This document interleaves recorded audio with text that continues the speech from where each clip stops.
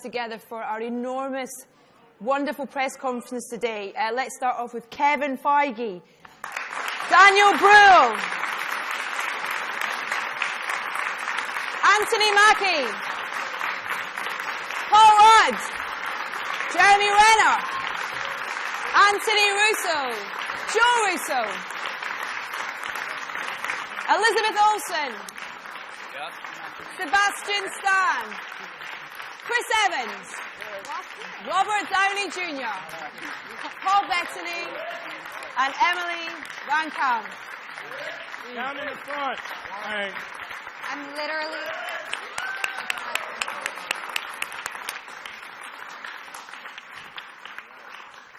Welcome, ladies and gents. This is terrifying. I'm going to start with our directors at the back here, if that's okay. Anthony and Joe, you guys seem like action geeks, action lovers. But what comes across is that your action has to have a story. There has to be a story even in set pieces. There's kind of so much going on kind of within things that you watch. Would you agree with that? And can you elaborate on with this particular? We actually refer to ourselves as action fetishists. That's the term. Right? No. Yeah, no, for us, action is like, it's of a piece with all the rest of the storytelling that we do. It has to be a strong expression of narrative and character at every moment, and that's how we find our way through action. And, it's like this movie, we had such an amazing cast, so many great characters. All the action sequences are designed around how we're pushing those characters through the movie on a storytelling level. Do you want to add to that? Yeah, yes. It's like Anth said, every piece of action in the movie either has to define character or move story forward, or it's vacuous action, and I think an audience can only handle about 30 seconds of that before they start to get tired of it. So we've really put a lot of thought and effort into it. But it's also great making these films because action really is an integral component of it and really does help us define the characters in a very dynamic way. Before I throw out to our huge audience today, a quick question for our two gents in the middle, if that's okay. Mr. Downey Jr., I'll start with you, if that's okay. One word to describe Captain America, please. Just one word. That was a question. Vice versa, yeah. One word to describe Captain America? One word for you to describe Iron Man, and Iron Man to describe one word for Captain America. Charismatic. Come Robert? on, make it count. What do you got? Turn my mic up. Thank you. Rad ass.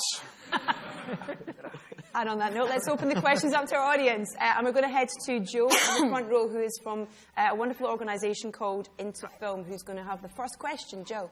Hi, I am 17 years old and I'm a big Marvel fan. And I'd just like to say I thought the film was brilliant, and thank you for it.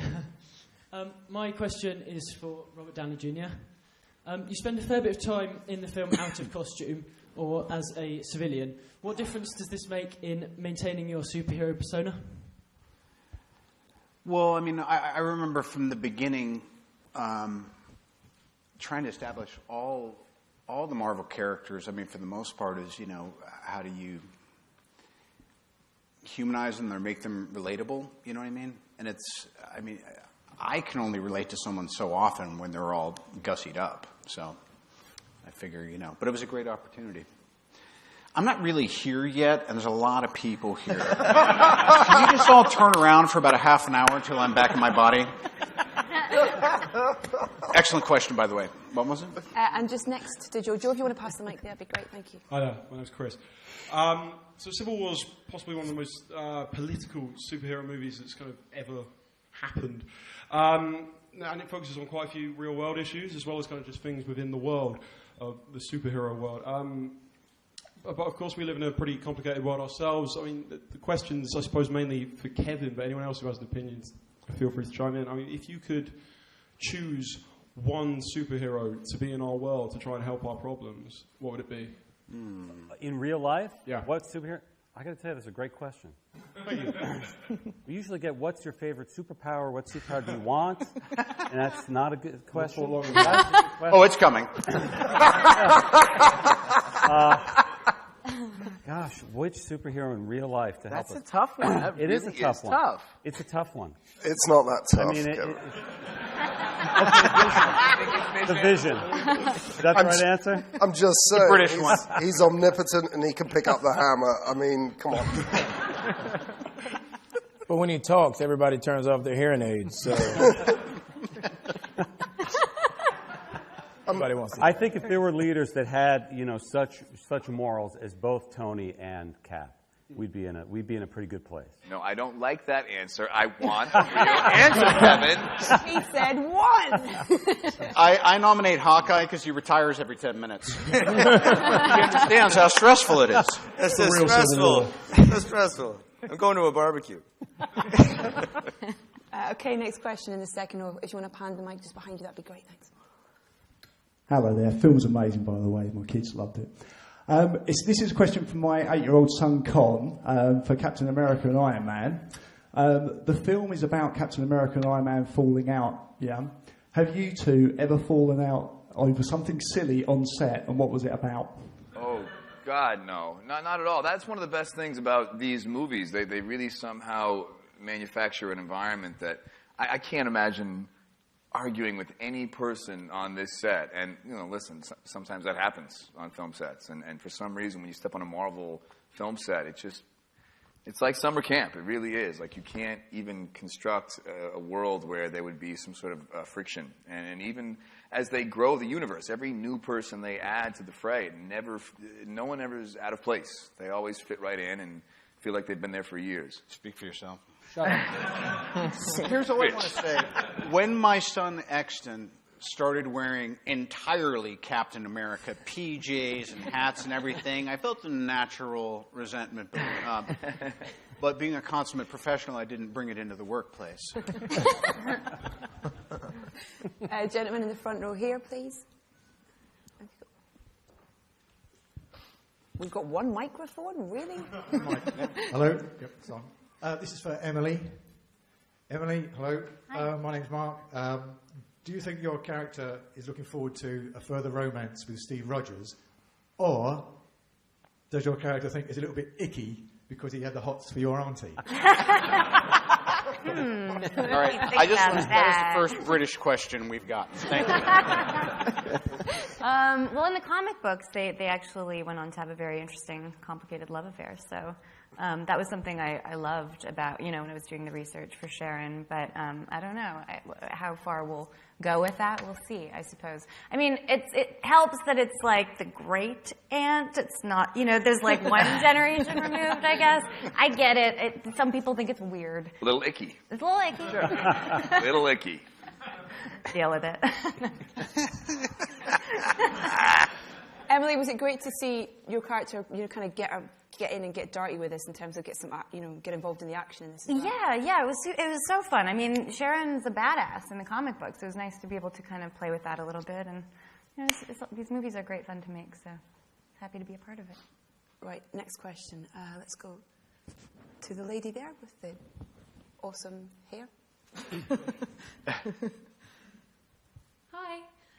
My question's for Paul. We saw Which one? Oh, sorry. Yeah. Paul Rudd. Yeah. Sorry, Bettany. My own town.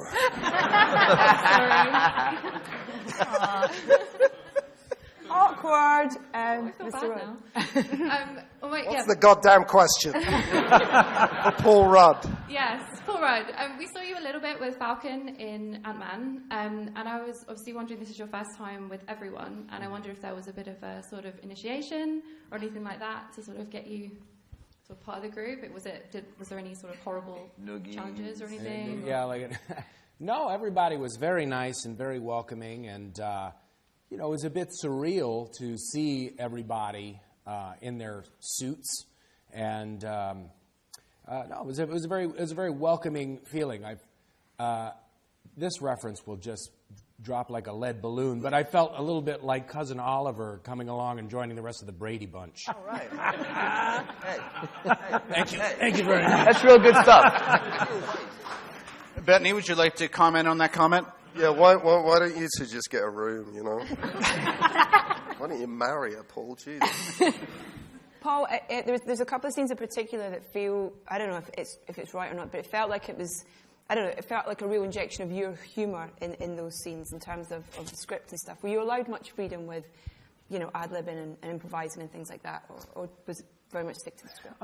Yeah, I think I was, although most of the stuff is written. But there's, these guys were definitely saying, go ahead and play around with it a little bit. I mean, that's part of the fun of a character like Scott Lang. Even Robert was saying that you want these people to be relatable. This is a guy that was not born with any kind of super ability, and so it's fun to kind of see meeting these characters through Scott Lang's eyes, and that's kind of the way that I felt just being there, shooting that scene. There was, very little acting required, I think, on that part. Okay, next question. Gentleman there with his hand up. And then if we can get a microphone to the gentleman there as well, and we can just flip to that question straight after. They are right in front of you. Next time I want all of you body mic'd. Hi, this is to anyone with Russo in their surname. Should we interpret the recruitment of Spider-Man by Tony Stark as him using child soldiers? And if so, what does it say to Iron Man's character? Well, I got a bit heavy, Oh my goodness. Well, it's perhaps the most powerful child soldier in the world. But, he's look. There's a certain narcissism to the character, and Tony doesn't want to lose this fight. At the same time, I think he also sees Spider-Man as the greatest living non-lethal weapon. If you're going out to capture a bunch of people who you don't necessarily want to hurt, you couldn't ask for a better character than Spider-Man to take with you. He does show up and illustrate that Spider-Man, he knows how powerful he is in a video where we see Spider-Man stopping a car moving 40 miles an hour, where he catches it and puts it back on the ground. So I think he believes that he's taking with him perhaps one of the most powerful characters in the Marvel Universe. And I think he feels like the kid will be well protected under his tutelage. You also find out in that sequence, when things go wrong, the kid says, "What do I do?" And Tony says, "Keep your distance, web him up." So he's obviously mentored the kid for what's about to go down. But it's still very irresponsible.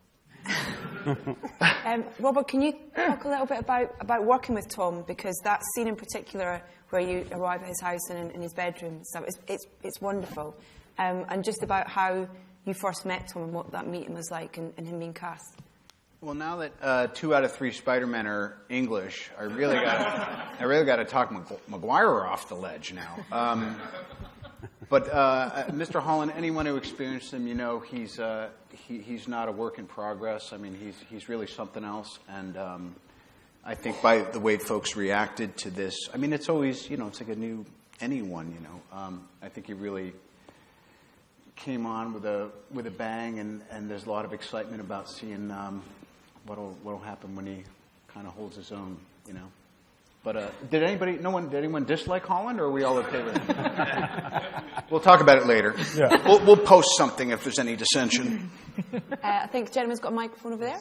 Hello. My name is Arthur. I'm from Germany. I have a question for Daniel. Yes, I really loved the performance. I thought your villain was one of the most sympathetic one that Marvel has put out so far, and his motivations are very understandable. I like that he's still alive by the end of the film. So I wanted to ask you, are you under contract for more films, potentially? It's a question for Kevin, then. I couldn't answer that question. I hope so, but no. I mean, this is not something I can talk about. I think you just answered the question. Quick answer. I hope so, but no. But I can't answer that question. Do you want to elaborate on your thoughts about your character being sympathetic, or the most sympathetic villain? That's what attracted me right away, because it's not a cliche stereotype villain. He has his very human motivations. He has his reasons.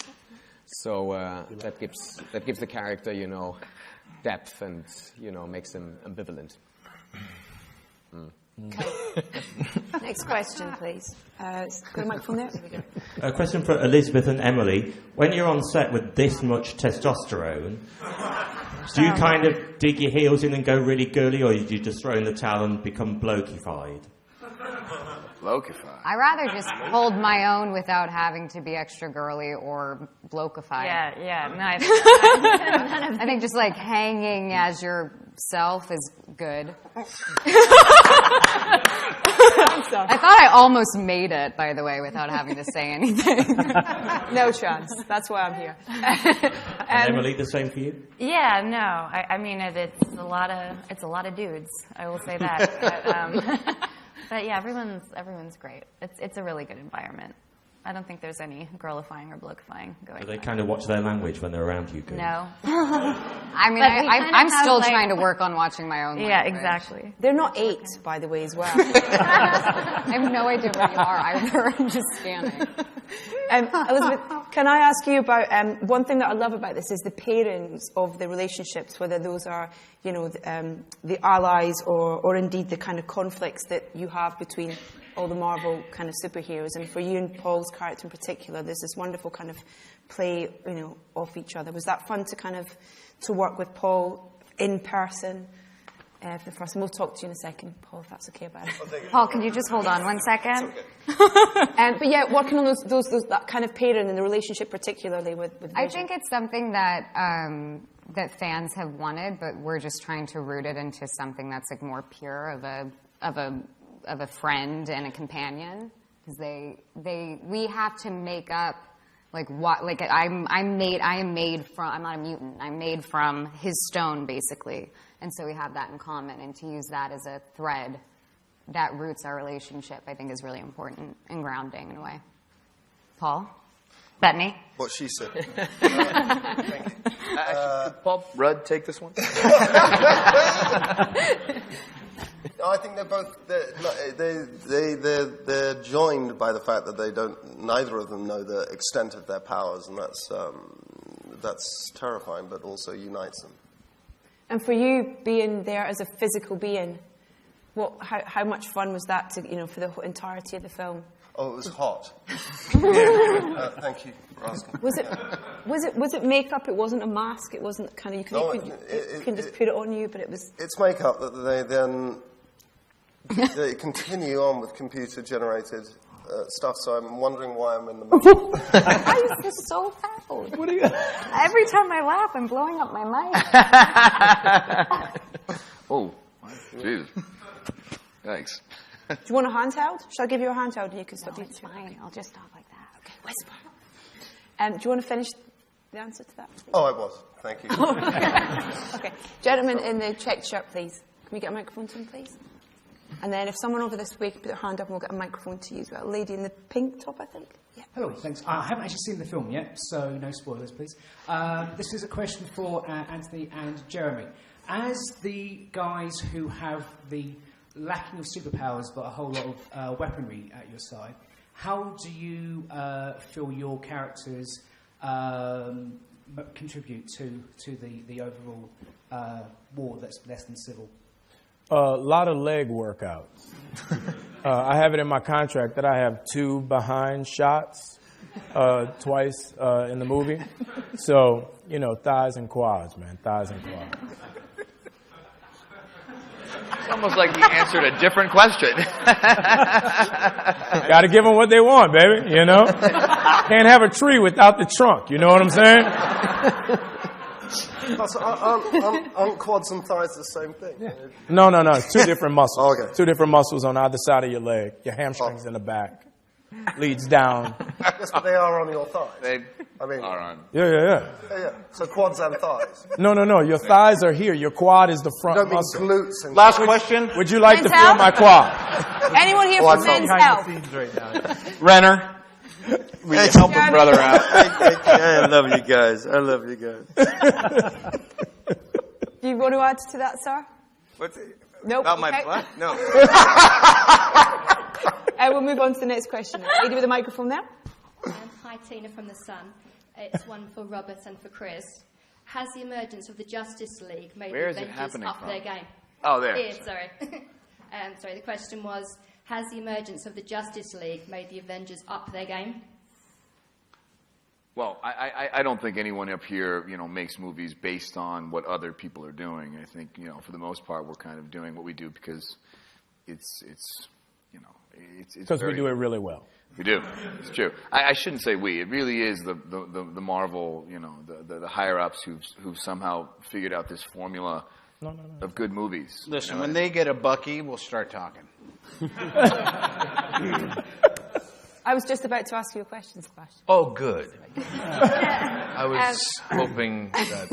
I want to ask about the airport. It's about your quads. Not about your quads, yeah, no. About the airport scene, because it's a huge scene and there's kind of so much going on. In terms of the actual reality of filming that, how much was there when you were filming it, and kind of how was it? Well, only half of us were there, as in the Team Cap, because I think Team Ironman was not really there.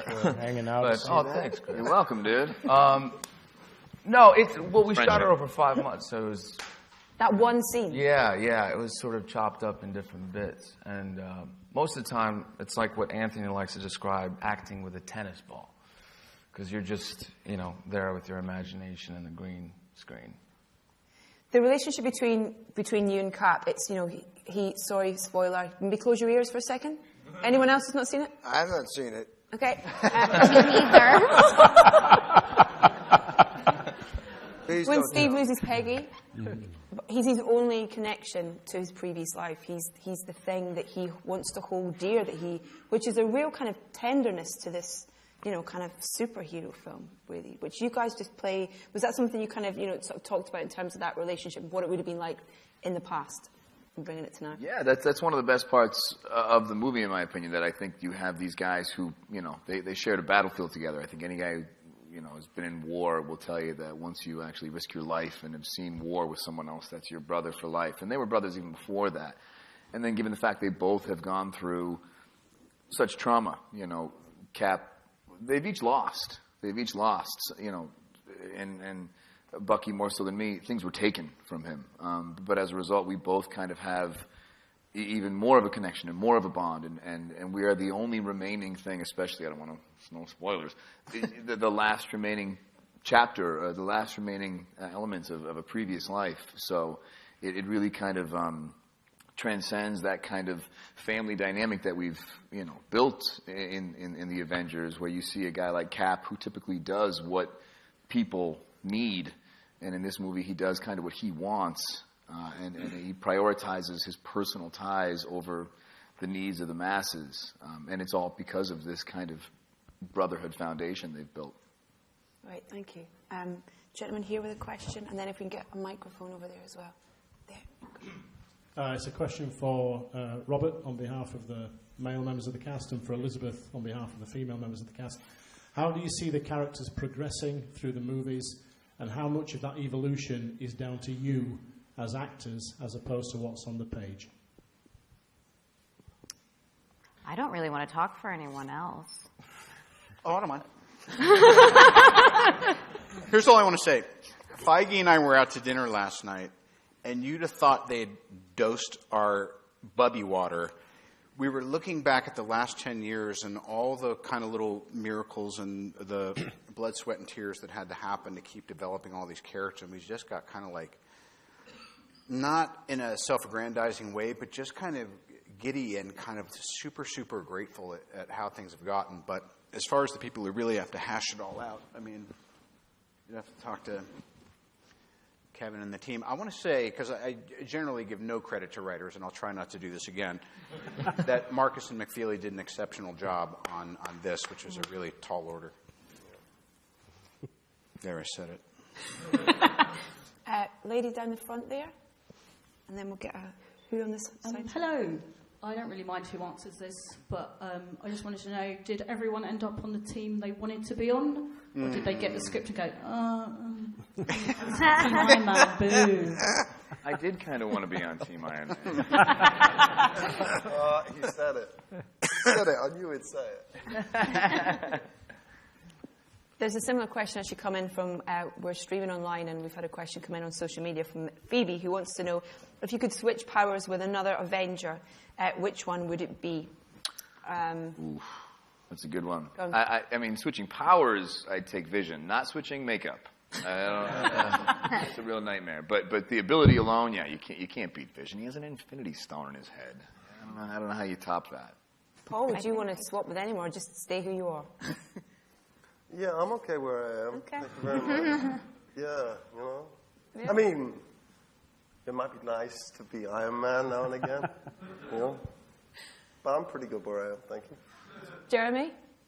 What? It's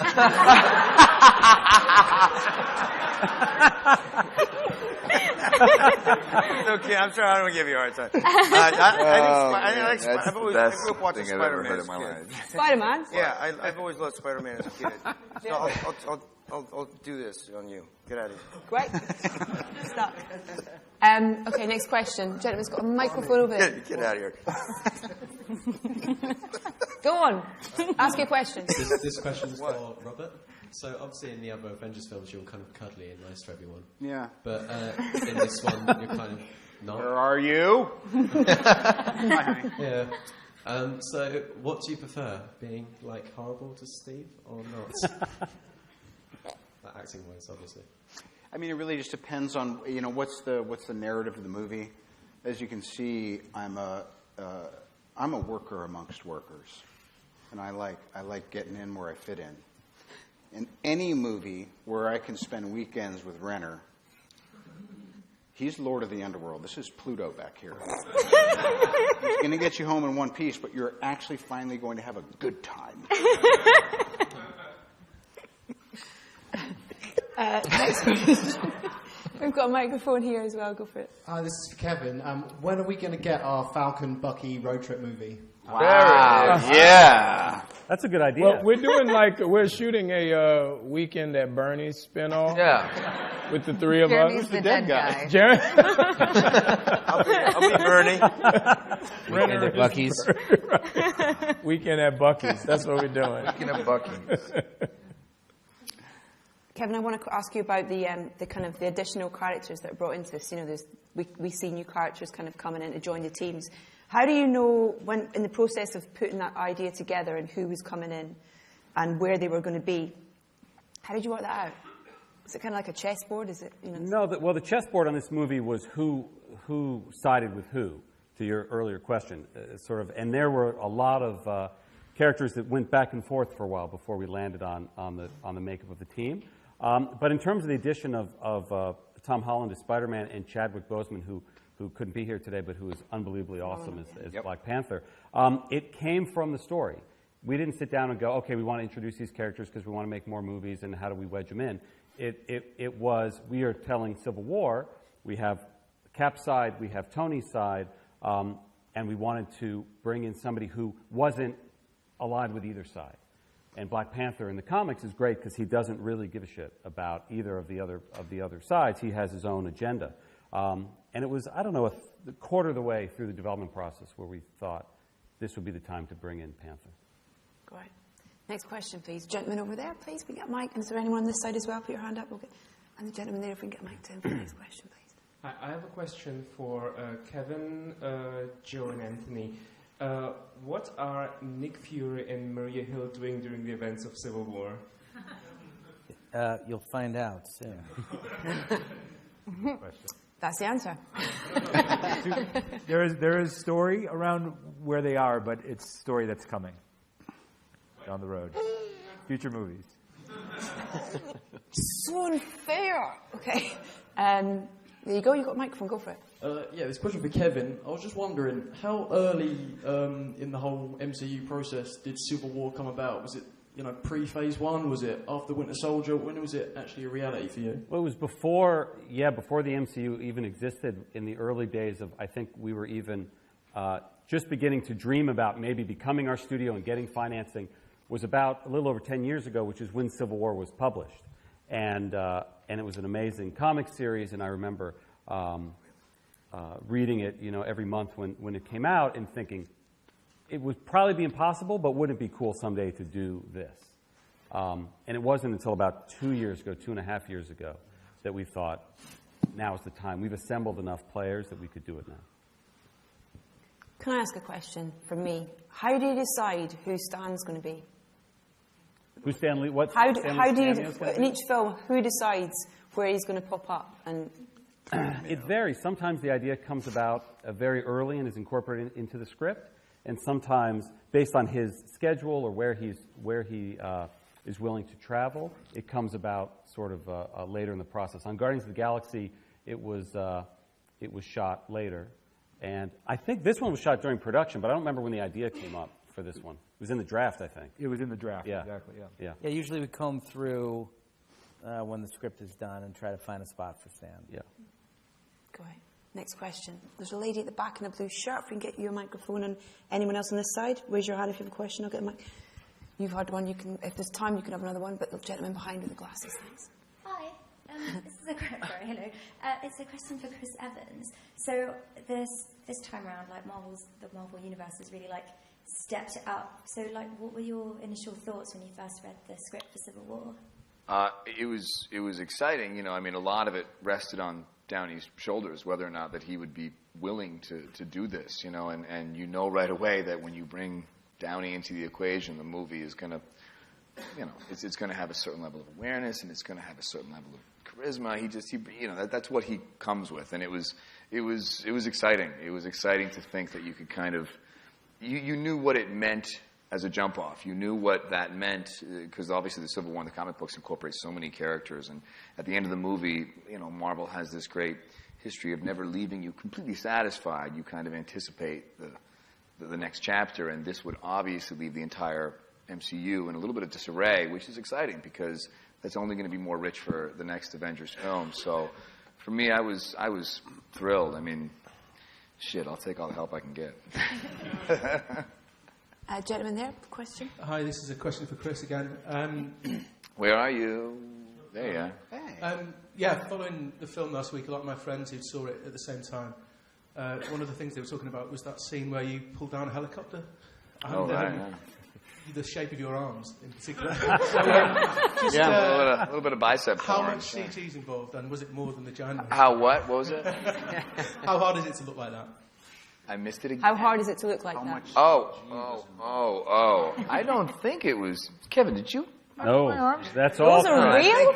I think it was me, but it's, you know, you do those things. Luckily, between scheduling and Russo, everyone, you try and get those scenes as early on in filming as possible, because you gradually shed weight as you're filming. You're wearing that suit every day, and you just... I was helping him work on his shoulder about 6 weeks after that. I really, genuinely did mess up something in my arm. We don't care. We love that shot. Doing it, you know? Like, it's a very unnatural position to be in, and you're like, look, you're trying to flex. You're trying to look good. I'm not like, you know, it's not a utilitarian shot.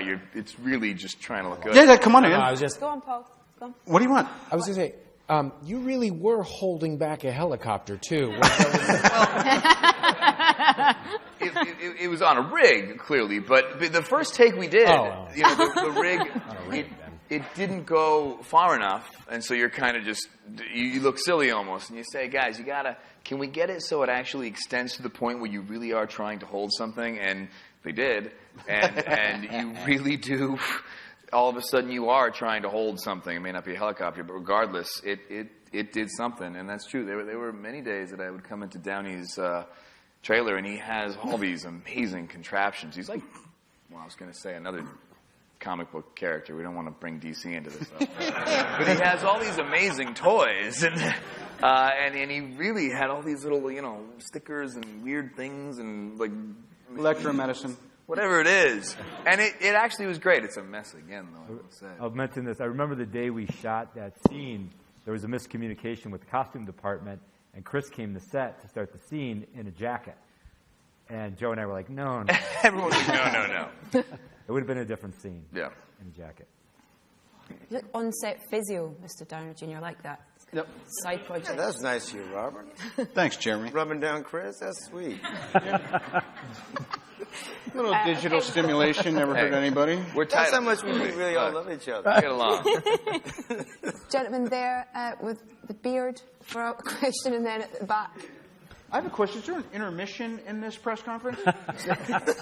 Do you want to go? No, I'm fine. Do you want to go? You've answered a lot. Go, sir. Question for Robert. Hey, man. Yeah, if superheroes were a reality in 2016, what do you think the government's reaction to them would be? Team Iron Man. It would. There would have to be some sort of responsibility. You have to answer to somebody. That you couldn't just let these group of vigilantes answer to themselves, right? I mean, that's the sad truth. I mean, the truth is, if there really were Avengers, I would be Team Iron Man. I would. I mean, who would? God, you're here. I was really having a hard time grasping that concept. And then last question to the gentleman just behind there. Yeah, you've got the mic. Yeah, the next question is for Robert and also for Daniel with his German view. I would be interested, who is at the movie set the big boss? Who has got the biggest trailer and why? Well, it wasn't mine. I think it's Mackie's. That would be correct. Anthony? You're the biggest trailer? Well, I have a lot of stuff, so I just, it's really nice. It's really, I gotta, but he has like 5 of them. You got the thighs and quads. What? You gotta fit the thighs. I gotta fit them thighs and quads somewhere, man. But he has like 5 of them. Yeah, Robert actually has the smallest trailer. He just has another 4 trailers. Right? He has this beautiful Airstream trailer, and then there's 4. Actually, the state of Georgia wanted to give it its own zip code. It's like a kiddie choo-choo train, and it just goes around in a circle. And what about you? Got you also got a trailer or no? No trailer. I didn't get one, no. But we're maybe... You got a chair. You had a chair. No, but it was, coming from Germany, I remember that the first scene I had with Robert, after 5 minutes he asked me if I had allergies. I didn't understand the question. And when I had lunch and was eating my burrito in my humble little trailer, somebody knocked at my door and said, and he was sitting in a golf cart, and he said, you're cordially invited to Robert Downey's village. Wow. So I left my burrito. And then in the far distance, I saw that huge space with, 4 or 5 trailers, Thanks, lawn, Kevin. palm trees. I had a 3-course meal. Right. Did you get a massage? And then I was quite sad when he left because I was only invited twice. That's everybody's goal every day is at lunch to see who's going to get invited to the village. And you get so jealous. Like the day he was invited, I see him go by my trail. I'm like, I'm the Graydon Carter of the MCU. Oh. Robert introduced me to quinoa. I was like, what is this beautiful grain? What are these little marbles I'm putting in my mouth? It's like, that's quinoa. Now, where do I buy this? We had a good one. I wanted to have Sebastian over sooner, but he sent me this video of him just ripping out bicep curls with a decapitated Ironman skull in the thing, and I was like, this guy's a method. Now, let's find out what his allergies are. And it's time for an intermission.